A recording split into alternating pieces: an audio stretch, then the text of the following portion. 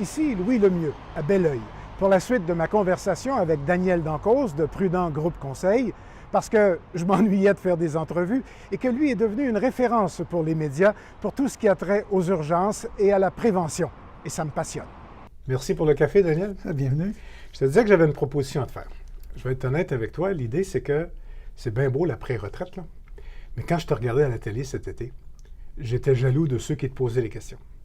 C'est pour ça que je t'ai appelé, c'est pour ça qu'on s'est trouvés, qu'on s'est revus, puis qu'on a commencé à jaser. Alors, comme tu as un blog maintenant, puis tu as une place pour utiliser ça, si tu veux bien, je te propose que régulièrement, on puisse se rencontrer comme ça, puis jaser à la bonne franquette, mais je dis bien à la bonne franquette, de cette spécialité qui est la tienne et de cette passion qui est la mienne, composée avec la partie média de l'affaire. Parce que ça devient intéressant comme cet été quand les médias sont tellement présents dans ces histoires-là qu'ils deviennent l'histoire dans l'histoire, finalement.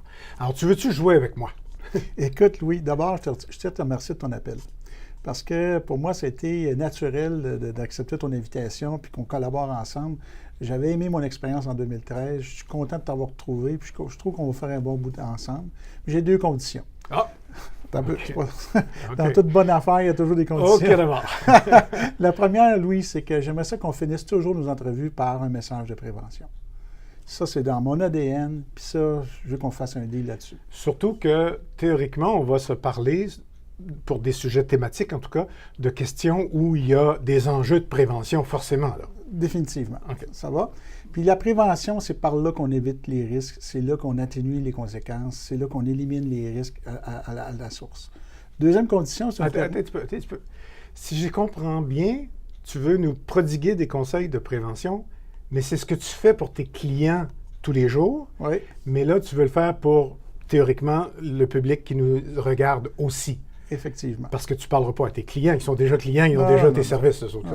Donc, c'est pour le grand public. Quand on parle de questions aussi fondamentales que le terrorisme ou que des accidents ou que des catastrophes, il y a toujours une dimension publique là-dedans. Là. Voilà. Comment on va prévenir, on peut se préparer. C'est le message que je veux qu'on retienne. Parfait. La deuxième affaire, c'est pas compliqué. Toi, tu as une carrière journalistique.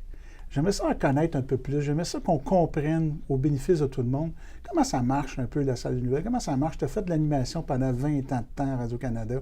C'est quoi le rôle d'un chef d'antenne? Puis c'est quoi, par quelle angle qu'on doit regarder les nouvelles?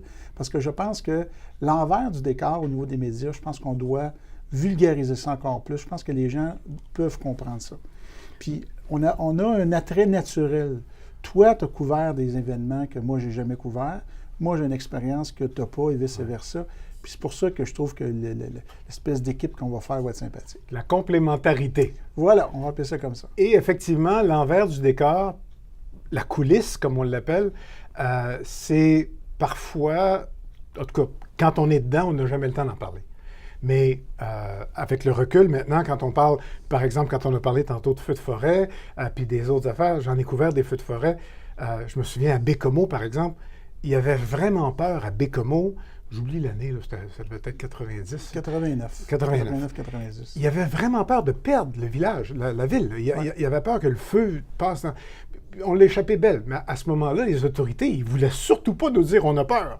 Alors, il y avait une espèce de jeu entre les médias, les autorités et le public pour les tenir informés, puis en même temps pour leur dire, dans le meilleur de ce qu'on pouvait comprendre, ce qui se passait, sans faire peur. Parce que c'est ça que les médias font beaucoup. Ils font peur. Oui. Mais dans ces années-là, les réseaux sociaux n'existaient pas. Aha. La nouvelle en direct commençait. Tu étais un instigateur de ça.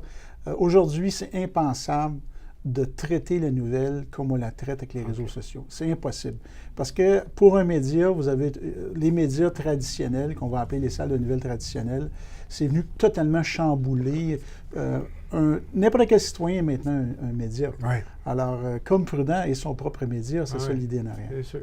OK. Bien, j'aime ça, la deuxième condition. La première, ça allait de soi, là, c'est logique, parce que quand on te demande des explications, on veut aussi comprendre ce qu'on aurait dû faire mieux ou différemment. Donc, ça va de soi, la prévention. Puis la deuxième, c'est un beau défi pour moi aussi, on va voir. Là, il faut qu'on parle des sujets qu'on va aborder, parce que j'aimerais ça qu'on puisse aborder des sujets forcément d'actualité, là, pas pour juste ouvrir le grand livre d'histoire puis parler de ce qui s'est passé. On va regarder au fur et à mesure ce qui est en train de se passer pour en parler dans l'actualité. Mais il y a des affaires, je parlais de l'histoire, il y a des affaires qu'on ne peut pas ignorer. Là. Il y a des anniversaires, comme par exemple, là, d'un jour à l'autre, ça va être le 15e anniversaire du 11 septembre. Ouais, le 11 septembre qui est venu transformer totalement notre vie. D'ailleurs, toi, tu étais là, on en reparlera tantôt. Mais le 11 septembre, c'est venu bousculer notre quotidien. C'est venu avoir un impact économique important sur notre société. Tu sais que chaque billet d'avion qu'on prend, il y a des événements du 11 septembre. Le City Pact qu'on appelle, qui fait en sorte que les camionneurs transfèrent la frontière de façon plus sécuritaire. La canne de bine qu'on achète à l'épicerie, en quelque part, il y a un coût là-dessus. Ça, c'est venu transformer et aujourd'hui, on ne peut pas oublier ça. C'est ad vitam aeternam, on est là pour les 40-50 prochaines années. C'était facile à l'époque, parce que ça s'est imposé dans les jours qui ont suivi le 11 septembre 2001, de dire que le monde avait changé. Bon, on a parlé des Américains qui avaient perdu leur virginité, qui étaient devenus face à leurs contradictions, mais aussi en même temps à leur vulnérabilité. On peut l'analyser de bien des façons. Reste que ça a été causé par l'homme. Quand on parle de catastrophe, tragédie, parce que c'est ça, celle-là a été causée par l'homme. Mais au bout du compte, là, comme il n'y a pas de risque zéro, puis comme on ne peut pas prévenir ce genre d'affaires-là, en termes d'empêcher que ça se passe, on peut juste s'organiser pour mieux réagir à ce genre d'affaires-là. Ouais, le 11 septembre a été, tu sais, le phénomène papillon, là. Le coup d'aile qui est fait en sorte que ça, en analogie, je pense que le 11 septembre, c'était l'élément déclencheur. C'est ce qui fait que les États-Unis sont entrés en guerre sur le Moyen-Orient, en Irak notamment. On a vu toute cette plaque-là se déstabiliser, à la fois, pas juste en cause du 11 septembre, mais on ne peut pas ignorer aujourd'hui les attentats terroristes qu'on a eus aux États-Unis, ceux qu'on a eus également en France. C'est tous des événements. Et la nouvelle, non seulement la nouvelle, mais les réseaux sociaux, Facebook n'existait pas, Snapchat n'existait pas, Twitter n'existait pas au 11 septembre. C'était bien juste si mon cellulaire fonctionnait, moi. OK. Alors aujourd'hui, là, il y a une amalgame complète de moyens de communication pour les gens qui planifient, organisent, réfléchissent à faire des attentats terroristes. On est aussi une société qui est de plus en plus athée. C'est-à-dire qu'on rentre dans une guerre de religion, on est dans une guerre de religion, et ça aussi, ça vient changer totalement les règles du jeu. On a une charte québécoise, on a une charte canadienne qui est confrontée, là, savoir, on a des débats de société qui... Alors, on n'est pas sorti de l'auberge, si on peut expliquer comme ça. Puis, on a toujours des gestes isolés, ce qu'on appelle nos loups solitaires, qui font une cote de shot une fois de temps en temps. On l'a vu à Saint-Jean, on l'a vu à Ottawa, et on l'a vu un peu partout. Puis ça nous a montré qu'on n'était pas immunisé contre ça ici, puis pas juste dans les grandes villes, là, mais là, on parle de Saint-Jean-sur-Richelieu, on parle d'Ottawa, mais ça aurait pu, et ça va peut-être être n'importe où, dans le fond, y compris chez nous, là.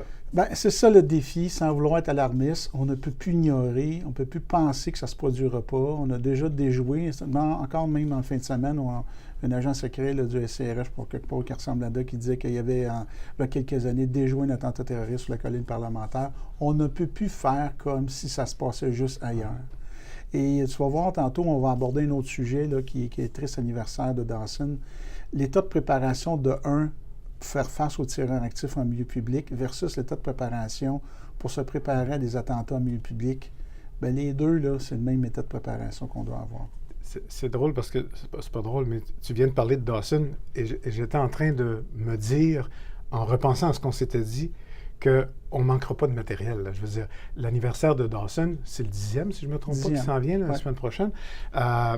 Ça fait partie, chez nous, des grands moments, des grands pans de l'histoire où on s'est éveillé comme société aux risques et à comment les combattre et comment les prévenir, puis en même temps, comment réagir quand ça arrive.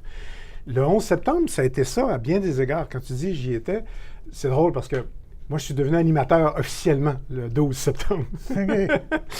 Parce que j'étais journaliste, mais je suis arrivé là le 11 septembre au soir, puis à partir du 12, je suis officiellement devenu animateur parce que quand tu tiens l'antenne pendant des heures, puis tu sais que tu vas la tenir pendant des jours, tu n'es plus rien que journaliste, tu deviens animateur dans les faits. Mais ça a duré 30 jours. Moi, j'ai été 30 jours. Je suis revenu en octobre de New York. Et on le sentait de jour en jour que l'histoire s'écrivait. Il y a des moments comme ça où tu sens le poids de l'histoire qui s'écrit. Les événements sont plus grands que nature.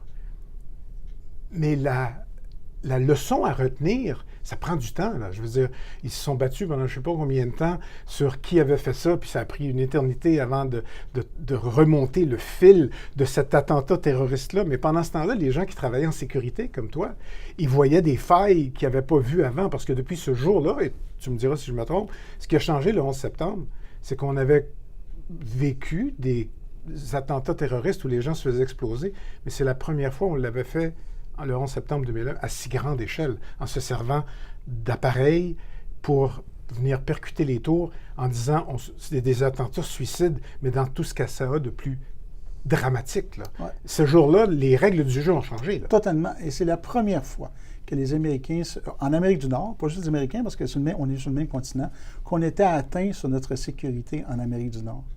Toutes les autres guerres que les Américains ont conduites, ou que le Canada a participé de façon directe et indirecte, a toujours été, la dernière, 39-45, on a eu la guerre du Vietnam, on a eu d'autres guerres, l'Irak, etc. C'est tout le temps ailleurs. C'est tout le temps ailleurs. Mais là, c'est la première fois, c'est pour ça que l'Amérique frappée de plein cœur, ça a été un élément qui est excessivement, qui a fait basculer l'histoire.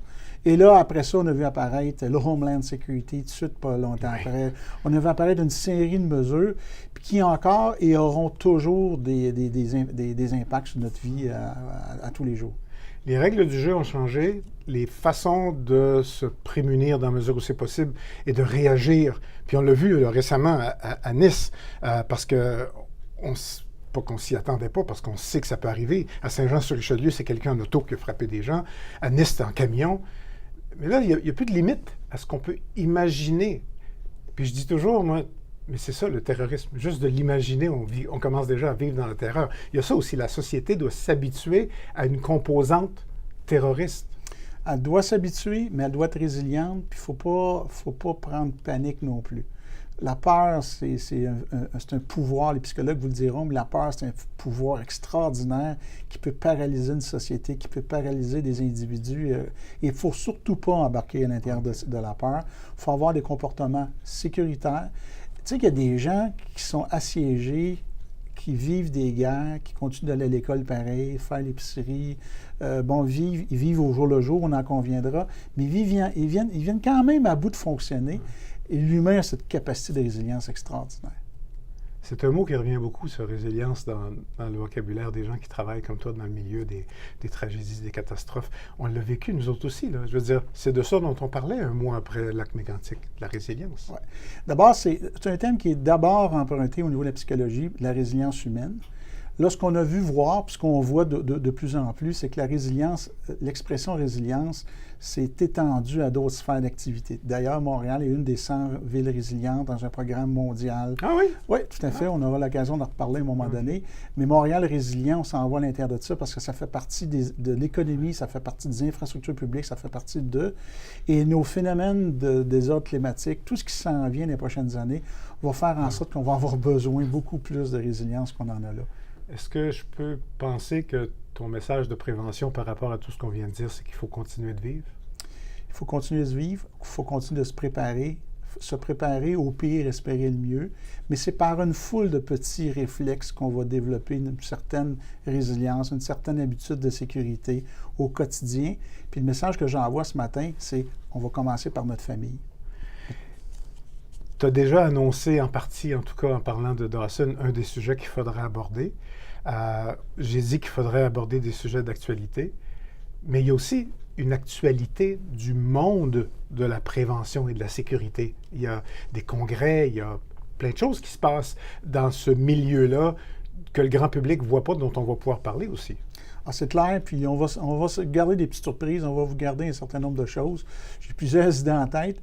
On débute nos activités, on débute notre vlog, on débute nos entrevues. On va voir tout ça, quand ça va nous conduire. On va voir un petit peu comment les gens vont réagir à ça. On a des bonnes façons de distribuer cette information-là. On va voir surtout les commentaires des gens qui vont voir et tout. Puis on va se garder, mais on a plusieurs idées. C'est pas les idées qui manquent. Alors, je nous souhaite une bonne aventure. Merci beaucoup, Daniel Dancourt. Merci, Louis.